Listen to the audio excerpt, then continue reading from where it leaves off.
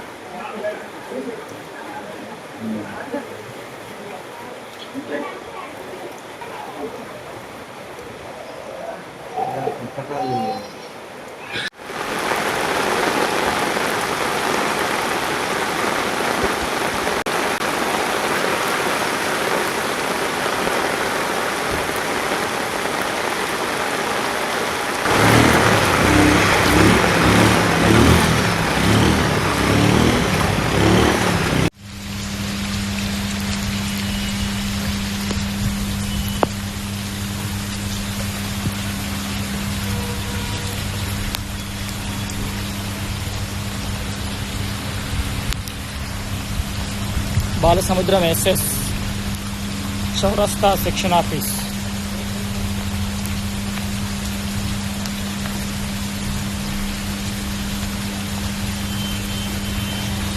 Big TV screen పైన మనం visuals లో చూస్తున్నాం. బాలసముద్రంలోని సబ్ స్టేషన్ మొత్తం కూడా నీట మునిగిన దృశ్యాలను చూస్తున్నాం.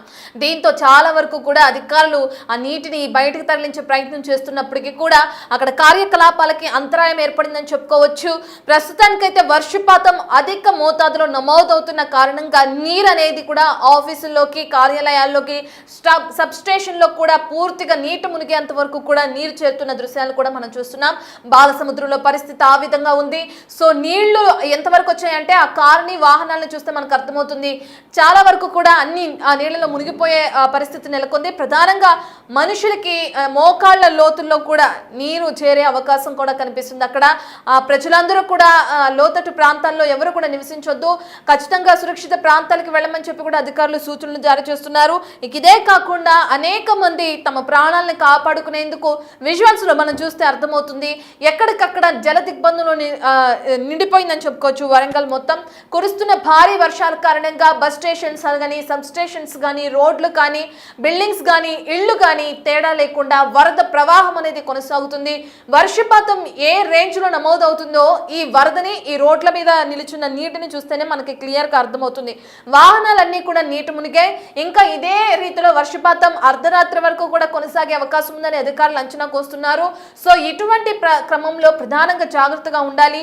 రోడ్లన్నీ కూడా జలమయమైన క్రమంలో ఎక్కడ డ్రైన్స్ ఉంటాయో, ఎక్కడ రోడ్డు ఉందో కూడా తెలియని పరిస్థితుల్లో జాగ్రత్తగా అప్రమత్తంగా ఉండాలని అధికారులు సూచనలు జారీ చేస్తున్నారు. విజువల్స్ లో మనం చూస్తున్నాం, థర్డ్ బాక్స్ లో తమ ప్రాణాలని కాపాడుకునేందుకు నిచ్చెన సహాయంతో ఫస్ట్ ఫ్లోర్ కి వెళుతున్న దృశ్యాలు. మహిళలు ప్రధానంగా ఆ నిచ్చెన మీద నుంచి ఏ విధంగా అయితే ప్రాణాలు కాపాడుకునేందుకు ఒక సాహసం చేస్తున్నారని చెప్పుకోవచ్చు. వరంగల్లో ప్రస్తుతానికి మోంతా తుఫాన్ ఎఫెక్ట్ ఈ విధంగా కొనసాగుతుంది. అయితే అధికారులు ఎటువంటి చర్యలు తీసుకుంటున్నారు, మరి అర్ధరాత్రి వరకు కూడా వర్షం కురిసే అవకాశం, వర్షపాతం అధికంగా నమోదయ్యే అవకాశం ఉందని చెప్పి వాతావరణ శాఖ అధికారులు తెలియజేస్తున్న నేపథ్యంలో మరి అధికారులు ఎటువంటి చర్యలు తీసుకుంటున్నారు, ప్రధానంగా లోతట్టు ప్రాంత ప్రజల్ని ఏ విధంగా రక్షించే అవకాశం కనిపిస్తుంది, ఈ డీటెయిల్స్ అని అందించడానికి వరంగల్ నుంచి మా ప్రతినిధి వేణు అందుబాటులో ఉన్నారు. వేణు, చూస్తున్నాం ప్రాణాలని కాపాడుకునేందుకు ఒక సాహసం చేస్తున్నారు అని చెప్పుకోవచ్చు. ఫస్ట్ ఫ్లోర్ కి నిచ్చెన సహాయంతో వెళ్తున్న దృశ్యాలను కూడా మనం విజువల్స్ లో బాగా చూస్తున్నాం. చెట్లు విరిగే అవకాశం ఉంది, ఎక్కడికక్కడ సబ్ స్టేషన్ కూడా నీట మునిగిన క్రమంలో కరెంటుకి కూడా ఇబ్బంది కలిగే పరిస్థితులు కూడా నెలకొంటున్నాయి. వరంగల్ వ్యాప్తంగా అధికారులు ఎటువంటి చర్యలు తీసుకుంటున్నారు?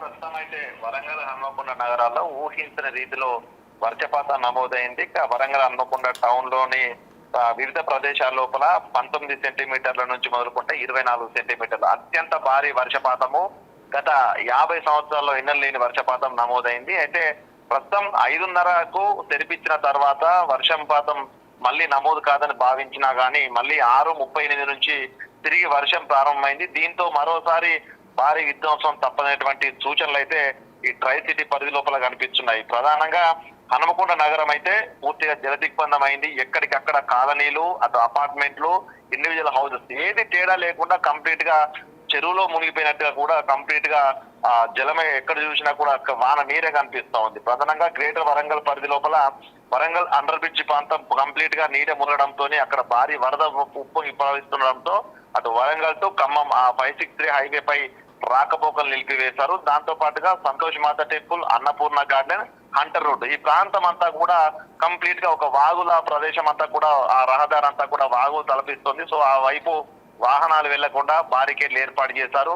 ఆ వరంగల్ టౌన్ లోపల దాదాపు 4 ఎన్డీఆర్ఎఫ్ బృందాలు, డిఆర్ఎఫ్ బృందాలను సిద్ధం చేసి అక్కడ లోతట్టు ప్రాంతాల్లో ఇళ్లలో చిక్కుపోయిన వాళ్ళని బయటకు తరలించే ప్రయత్నం చేస్తున్నారు. ఇక బొందివాగు, అదేవిధంగా టీ కన్వెన్షన్ సెంటర్, షాయపేట సెంటర్ వరకు ఆ ప్రాంతం అంతా కూడా పూర్తిగా వరద నీరు చేరింది. అది లోతట్టు ప్రాంతం కావడంతో మధ్యాహ్నం నుంచే ముందస్తు జాగ్రత్త చర్యల్లో భాగంగా లోతట్టు ప్రాంత ప్రజల్ని కొంత ఎగువ ప్రాంతాలకు తరలించారు. ఇప్పటికే వరంగల్ బట్టల బజార్ ప్రాంతం అంతా నీట మునగడము, దానికి ఎగువ బొందివాగు ప్రాంతం లోపల పునరావాస కేంద్రాలు ఏర్పాటు చేసి అక్కడికి లోతట్టు ప్రాంతాల ప్రజలంతా కూడా తరలిస్తున్న పరిస్థితి. హనుమకొండ పరిస్థితి చూస్తే జూ పార్క్ వైపు, Vishnupriya garden area, forest office area, Warangal NIT ప్రాంతము, Hanumakonda bus stand area, Amrita talkies, Mulugu road, Pothan Nagar road, అదేవిధంగా హనుమకొండ నడిబొడ్డు ఉన్నటువంటి Gokul Nagar, Ram Nagar, Kranti Nagar, Shanti colony, Ashok colony, Gandhinagar. So ఇవన్నీ కూడా కంప్లీట్ గా ఒక నిండు కుండల చెరువుల తలపిస్తున్న పరిస్థితి. సో ఎక్కడి ప్రజలు అక్కడే చిక్కుకుపోయిన పరిస్థితి. కింద గ్రౌండ్ ఫ్లోర్లు, అదేవిధంగా సెల్లార్లు అన్ని కూడా నీటితో నిండిపోవడంతో ఎగువ అంతస్తులకు ఒక్కొక్కరు కూడా క్యూ కట్టిన పరిస్థితి. సో కింద తినే పదార్థాలు కావచ్చు, నిత్యావసర సరుకులు కావచ్చు, అన్ని కంప్లీట్ గా వరద నీళ్ల లోపల నాని ముద్దైన పరిస్థితి. దాదాపుగా 6 గంటల వరకు అంచనా ఉన్నటువంటి అంచనా ప్రకారము హనుమకొండ వరంగల్ పరిధి లోపల దాదాపుగా 1200కు పైగా 4 వీలర్స్, అదే విధంగా దాదాపు 1000 సంఖ్యలో 2 వీలర్స్ కూడా వరద నీళ్ళ లోపల కొట్టుకుపోయినటువంటి పరిస్థితి. సో మొత్తంగా అటు ఆస్తి నష్టం అయితే భారీగా ఉందనే చెప్పొచ్చు. ఇంకా వర్షం భారీగా రూపం సంతరించుకుంటున్న నేపథ్యం లోపల ఈ విధ్వంసం మరింత పెరిగే అవకాశం ఉంది. మరోవైపు పాత కాలనీలు ఉన్నాయి, ఎక్సైజ్ కాలనీ నుంచి పాత కాలనీ, అదేవిధంగా వడ్డేపల్లి ఏరియా, దాంతో పాటుగా subedar area, Adalat junction area అంతా కూడా కంప్లీట్ గా కొన్ని పురాతన ఇండ్లు ఉండేవి. సో ఆ ప్రాంతాలంతా కూడా కొంత డ్యామేజ్ అయ్యే అవకాశం ఉండడంతో ప్రాణ నష్టం జరగకుండా ఉండేందుకు డిఆర్ఎఫ్ టీమ్స్ ప్రస్తుతం సాయంత్రం 5 గంటల నుంచి కూడా ఏరియా నుంచి అటు వృద్ధులను,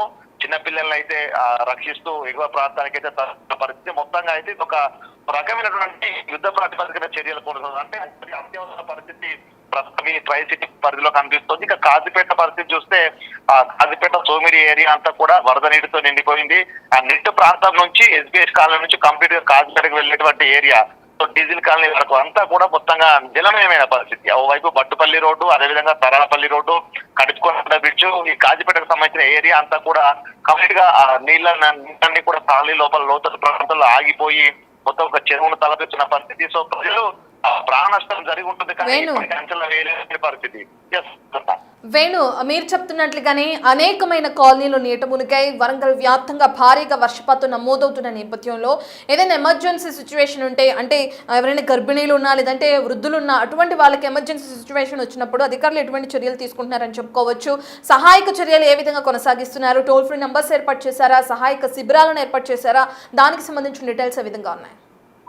ఉదయం నుంచి ఉదయం రెడ్ అలర్ట్ వరంగల్ భావించినా కూడా అటు ఉదయం నుంచి ఎటువంటి వర్షం లేదు. 10 గంటల నుంచే మోస్తరు వర్షం నమోదవుతుండడంతో సో మోంతా తుఫాన్ ఎఫెక్ట్ అయితే లేదని భావించారు. కానీ మధ్యాహ్నం నుంచి ఉగ్రరూపం దాల్చి వర్షం తీవ్ర రూపం దాల్చడంతో వెంటనే జిల్లా పరిశీలించారు. వరంగల్ హన్మకొండ కలెక్టరేట్ లోపల టోల్ ఫ్రీ నెంబర్లు, అదేవిధంగా పరిధిలో టోల్ ఫ్రీ నెంబర్లు చేశారు.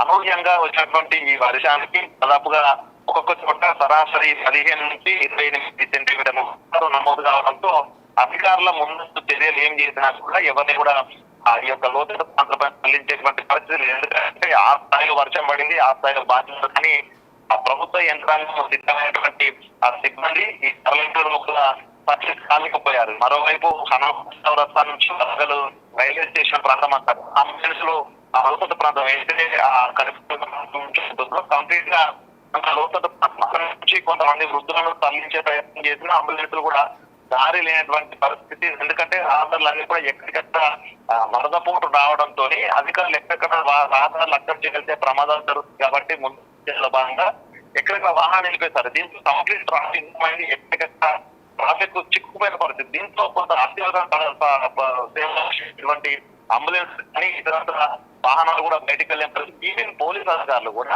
ఒక చోటు నుంచి మరొక చోటికి వెళ్ళలేక ఎక్కడికి చిక్కుపోయి ఒక రూట్ చేసుకున్నారు, ఎమర్జెన్సీ రూట్. సో దాని సహాయంతో కొంతమంది ఎమర్జెన్సీ హాస్పిటల్స్ వెళ్ళే వాళ్ళు ప్రధానంగా హనుమకు సంబంధించినటువంటి మన ఏకశ హాస్పిటల్ సంబంధించి సో ఈ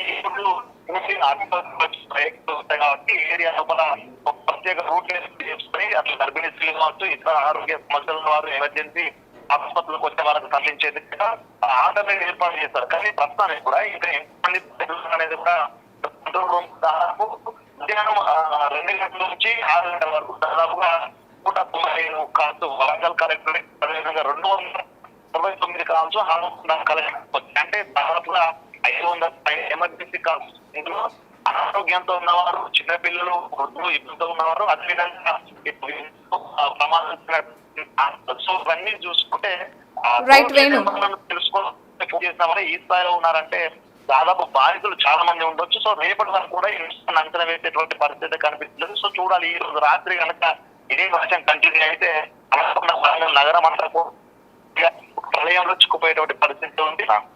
right, thank you Venu. Warangal వ్యాప్తంగా కురుస్తున్న వర్షాల కారణంగా ప్రధానంగా రోడ్లన్నీ జలమయమైపోయినాయి. సో ప్రజలు తమ ప్రాణాలను కాపాడుకునేందుకు ఎక్కడికక్కడ వాళ్ళు సురక్షిత ప్రాంతాలకు తరలి వెళ్తున్న దృశ్యాలు మనం బిగ్ టీవీ స్క్రీన్ పైన చూస్తున్నాం. రోడ్లన్నీ కూడా జలమయమైన నేపథ్యంలో అధికారులు ఎవరూ కూడా బయటకు రావద్దని సూచనలు జారీ చేస్తున్నారు. ఖచ్చితంగా అప్రమత్తంగా ఉండాలి. సహాయక చర్యలు కావాలంటే టోల్ ఫ్రీ నంబర్ని కాంటాక్ట్ అవ్వాలని చెప్పి కూడా అధికారులు ఇప్పటికే సూచనలు జారీ చేస్తున్నారు. విజువల్స్ లో చూస్తేనే వర్షపాత నమోదు తీవ్రత ఏ విధంగా ఉందో అర్థమవుతుంది. సబ్ స్టేషన్స్, బస్ స్టాండ్స్ అన్ని కూడా నీటి మునిగాయి. సో ప్రజలు ఎవరు కూడా బయటకు రావద్దు, మీ ప్రాణాలని రిస్క్ లో పెట్టుకోవద్దని అధికారులు సూచనలు జారీ చేస్తున్నారు.